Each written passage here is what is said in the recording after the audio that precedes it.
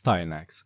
Styanax is heavily inspired by the classic warrior archetype. He uses a spear and shield, and most of his abilities revolve around stripping enemy defenses, generating energy, and turning himself into an incredibly aggressive frontline fighter. His passive already gives him a pretty interesting advantage. Styanax gains increased critical chance based on his shields, which means maintaining those shields isn't just about surviving, it directly improves his damage output. His first ability throws his Axios Javelin at an enemy, impaling them and potentially pinning them against nearby surfaces. His second ability, Terror Strike, is where things get much more interesting. Styanax swings his shield in front of him, damaging enemies while stripping their armor and shields. That makes him particularly useful against heavily armored enemies because he doesn't have to rely entirely on someone else to remove their defenses. Then there's Rally Point. Styanax plants his spear and creates an area around himself that constantly regenerates energy for him and his allies whenever enemies are killed. So the longer your team keeps fighting, the more energy everyone gets back. Styanax launches himself into the air and starts throwing an absurd number of spears at enemies below him. It's basically the Warframe equivalent of calling in an airstrike, except you're the airstrike. Styanax is at his best when he's constantly moving between enemies, stripping their defenses, and keeping his team supplied with energy. He's not just a damage dealer, he's a frontline support who happens to solve problems with a spear. Voruna. Voruna is what happens when digital extremes decide that one wolf isn't enough. Voruna is basically a warframe built around 4 different wolf heads, with each one representing a different hunting instinct. Her passive is one of her most unique mechanics because you can choose which of her 4 heads is active, and each one gives her a different passive benefit. That means Voruna isn't locked into one playstyle. You can change what you're getting from her depending on what you're doing. Her first ability, Shroud of Dinar, makes Voruna invisible and gives her increased mobility. The interesting part is that attacking from invisibility can trigger a massive melee attack, making her extremely effective when she gets the opportunity to approach an enemy unnoticed. Her second ability, Fangs of Raksh, is where Voruna really gets getting weird. She can inflict multiple different status effects on enemies, stacking them together and making targets much easier to kill. This ability is one of the reasons Voruna works so well with builds that focus on status effects. Voruna sends out one of her wolves to hunt nearby enemies. Killing marked enemies can restore health and generate energy, allowing her to sustain herself while she is fighting. And finally, Ulfrun's Descent. Voruna releases her wolf instincts and marks enemies for execution. She can then leap between targets, dealing huge damage as she tears through them. The entire frame revolves around hunting. You're constantly choosing your approach, applying statuses, recovering resources, and then jumping from enemy to enemy. Voruna isn't really a traditional melee frame. She's more like a predator that happens to have access to a warframe arsenal. Citrine. Citrine is a support frame focused on survivability, healing, damage reduction, and status effects. Her passive, Geoluminescence, causes health pickups to gradually generate additional health over time. That sounds simple, but it fits her entire design. Citrine wants the battlefield to constantly provide resources for her team. Her first ability, Fractured Blast, sends a crystal projectile into the enemies. It damages them while also increasing the chance that they will drop health and energy.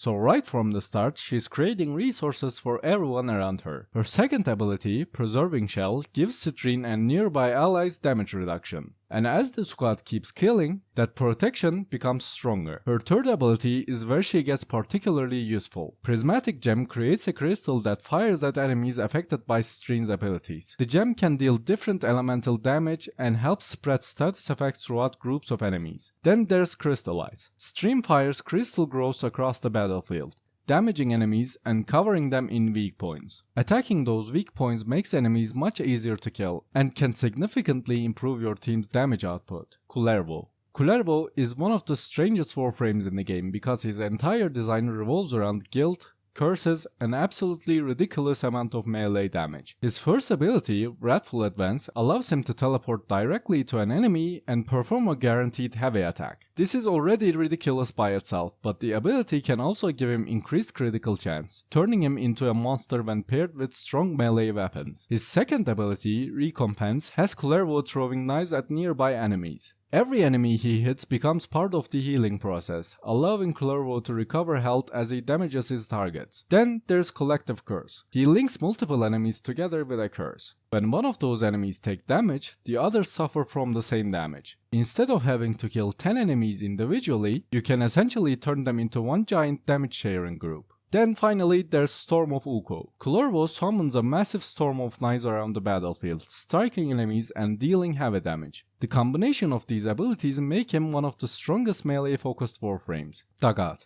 Dagath is probably one of the creepiest Warframes in the game. She's a headless rider covered in spectral energy, and her entire design is based around curses, ghosts, and horses. Her first ability, Weird Sights, summons spectral sights that spread curses throughout nearby enemies. Those curses can slow enemies down and make them more vulnerable to Dagath's abilities. Her second ability, Doom, is one of the most important parts of her kit. Dagath curses enemies and causes them to take additional damage, but the real trick is what happens when the curse is triggered again. The curse can cause a huge burst of damage, making it particularly effective when you're fighting groups of enemies. Her passive also plays into her survivability, giving her additional critical damage based on her health and allowing her to recover after taking lethal damage. Finally, her ultimate, Rakali's Cavalry. Dagath summons 3 enormous spectral horses and sent them charging across the battlefield. They pass through enemies, dealing huge damage while spreading her doom effect. It's one of those abilities that perfectly matches the frame's visual design. You aren't just casting a generic damage spell, you're basically unleashing a ghostly cavalry charge through an entire army. Qorvex. Qorvex is one of the most bizarre Warframes in terms of visual design. He looks less like a traditional Warframe and more like someone built a nuclear reactor and decided to give it legs. Qorvex is heavily focused on radiation damage, crowd control, and defending areas. His passive gives him additional protection against status effects, which fits the idea of a heavily armored reactor.